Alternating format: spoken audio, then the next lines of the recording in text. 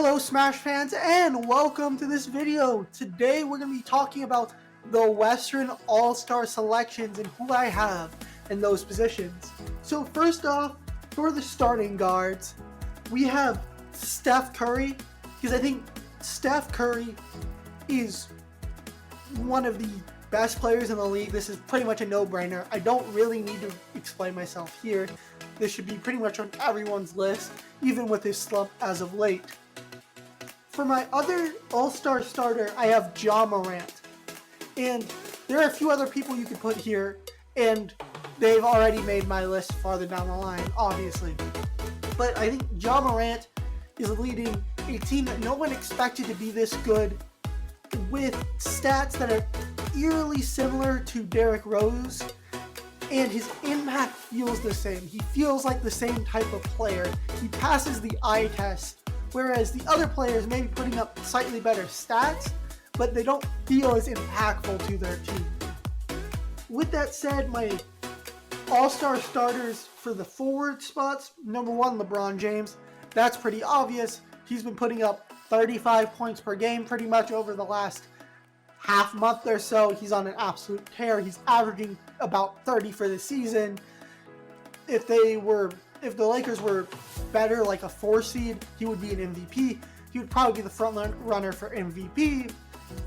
Next up, Nikola Jokic, same deal as LeBron. If the Nuggets were better, he would be the front runner for MVP. He's having the greatest advanced statistical season of any player in NBA history.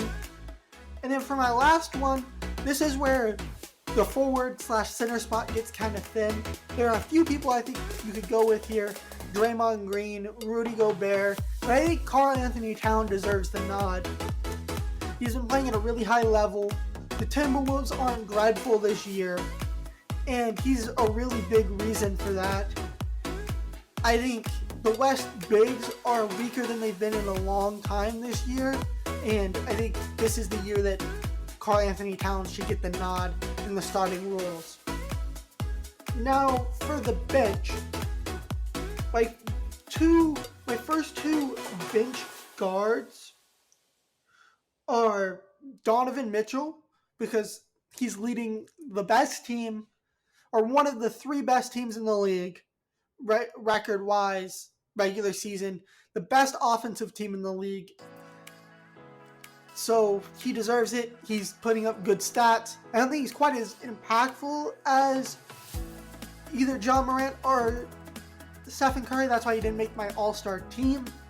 So, my all-star starters, I should say. But he definitely is a lock for the bench, and he's a lock for the all-star game. He's definitely right there for the all-star starter spot. My other guard is, once again, I think Luka Doncic. He's another lock. He had a slow start to the season, but he's picking it up.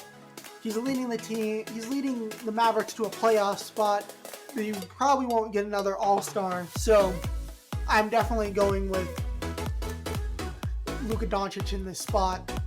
Next up, I think Rudy Gobert is my first big off the bench. He's still one of the best defenders in the league. I think he's a little overrated, but that doesn't change the fact he's an all-star. I think he still is very good in the right system. He may be limited offensively, but he's still good there on that end. So I don't really see a reason why he shouldn't be an all-star, especially with the fact that the Western all-star bigs, and really the bigs this season in general, are in the forward spots in general this year, are definitely weaker than years past due to injuries, due to missed time, and so on and so forth. Next up, for my big spot, my second big spot, Draymond Green. I think he's a lock here. He's the best defender in the league currently. He's most likely going to win Defensive Player of the Year if he keeps this up. He's playing amazing, and he really shows why he is such an impactful player, and he's maximizing what he can do on the court. So I don't really see there being a big dispute here. I think Draymond Green's a pretty good lock, especially, as I said, with so many people in the West missing time, like Paul George, like Kawhi Leonard, who's missed the entire season. Next up, for my last forward spot, I've got two names down here, and that's Andrew Wiggins and DeAndre Ayton. I think there are a few other players that I'm going to cover in my snubs list that you can put here, but these are the two front runners for me for this last forward spot. I think Andrew Wiggins, it more just comes down to the fact, who do you think deserves 3 All-Stars? The Warriors or the Suns? Because I think they're equally as impactful to their team. They're putting up great stats, and it's just pretty much, who you think deserves an All-Star more. If you said Andrew Wiggins deserves it more, I'd give it to you. If you think DeAndre Ayton deserves it more, I would give it to you. I think I'm leaning towards Wiggins, despite my son's fandom, just because I think Wiggins has been slightly better. But I won't fault you if you put DeAndre Ayton instead, especially with the fact that we already have one power forward slash center, one just pure center already. So it makes more sense that we have a small forward slash power forward, or really a small forward, shooting guard, and power forward. He's just a wing player in Andrew Wiggins at that spot. So yeah, I'd probably go Andrew Wiggins. For my 2 wild cards, I have the two leading Suns contributors in Chris Paul and Devin Booker. I don't think they get any less than 2 All-Stars. Chris Paul, even though he's putting up what on face value seems like subpar stats, his impact is still felt on that Suns team, and he still is that best or second best player. He's right there with Devin Booker, even if his stats don't really suggest that. And then Devin Booker, once again, has been playing really well. So keep that up, Devin Booker. I think those are definitely the 2 spots there that I would give Chris Paul and Devin Booker. Now my snubs for the Western All-Stars are definitely, I think Dillon Brooks deserves some love. He's playing really well this year. He's one of the leading contributors on a 4 seed in the West, a team that no one thought was going to be as good as they are right now. And he really deserves a lot of love for that. The next one I have is Shai Gilgeous-Alexander. His team success is not high enough for him to warrant an All-Star spot, but his impact on the court, you can feel. When he's off the court versus when he's on the court, you can definitely feel his impact. He's definitely missed some time as well, so I think both those factors are going to contribute into him not making the All-Star. He's not on my All-Star list by any means. He just deserves some love because he's been playing really good this season. Anthony Edwards is also a player that deserves some love. I'm not saying he should make it over anyone on my list, but definitely considering the fact Anthony Edwards is classified as a forward on the All-Star voting as of now. Oh no, my apologies, he's not. He's classified as a guard. If he's classified as a forward, then I think he may have a chance. He may have a chance to make the All-Star game. I think you can make an argument that Ant is more impactful and is better than Andrew Wiggins or DeAndre Ayton. But he's classified as a point guard, a guard. I don't think you're getting over You're not getting over Chris Paul. You're not getting over Devin Booker, Donovan Mitchell, Luka Doncic, John Morant, or Steph Curry. I just don't think it's happening. So I think Anthony Edwards he deserves to make the All-Star game, but I don't think he's going to make it this year because of the talent above him. The last person I have for a snub here is Jaren Jackson Jr.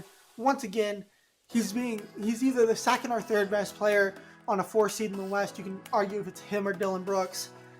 He's been very good this year. He's improved this year from last year. He's just overall been very good.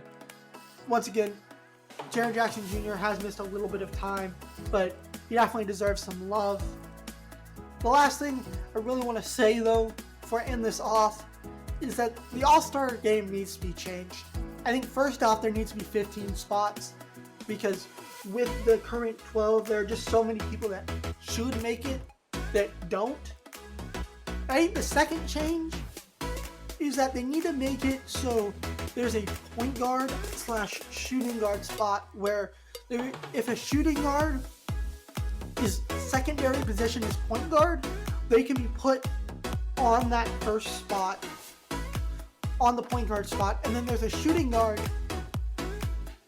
spot where you can either stick someone who's like a small forward whose secondary position is shooting guard, or a point guard whose secondary position is shooting guard.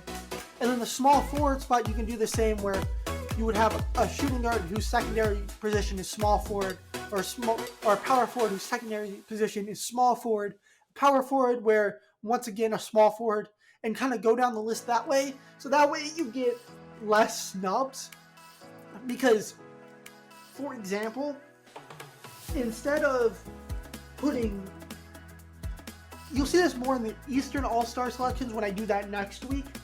But for example, just here, if you think Anthony Edwards deserves it more than Andrew Wiggins or DeAndre Ayton, you can more than happily put Anthony Edwards in your small forward spot, because Anthony Edwards' backup position is small forward. It also limits the amount of small forwards you'll get in most years, because yes, some of the small forwards have been injured this year, but you would get LeBron James, Kawhi, and then you'll get LeBron James and Kawhi, who neither are a true power forward, and then you'll get maybe Karl Anthony Towns, or you could get, some years you'll get Nikola Jokic probably, right? But that limits the fact that you could have like 3 centers who could all make the forward spot, or 3 small forwards who all make the forward spot. And I think it also gives more flexibility when people are making a roster, because I think my starters even changed, where I would go Steph Curry and Ja definitely make it, but I think for my small forward spot, I go a secondary shooting guard, and I'd go Devin Booker, because I think Devin Booker's secondary position is small forward, or Donovan Mitchell, depending on which one of them, because I think he does deserve it more than Cat does. So I think I go from, or Luka, but Luka's a point guard / shooting guard, so I would definitely go Devin Booker over Nikola Jokic. Not Nikola Jokic, my apologies. Devin Booker over Karl Anthony Towns, because Devin Booker, I think, deserves the All-Star nod a little more than Karl Anthony Towns. But I've got to put Karl Anthony Towns there because he's classified as a forward, and Devin Booker is classified as a guard. So I think those are the 2 big changes they need to make to the All-Star game. Thank you so much, Smash fans, for listening to this video. And if you want to hear more about what I have to say, check out my other videos on my podcast. And if you want to go check out my blog, please go do so. It's in the description, and it's pdsmashsports.com. Until next time, PD Smash signing off.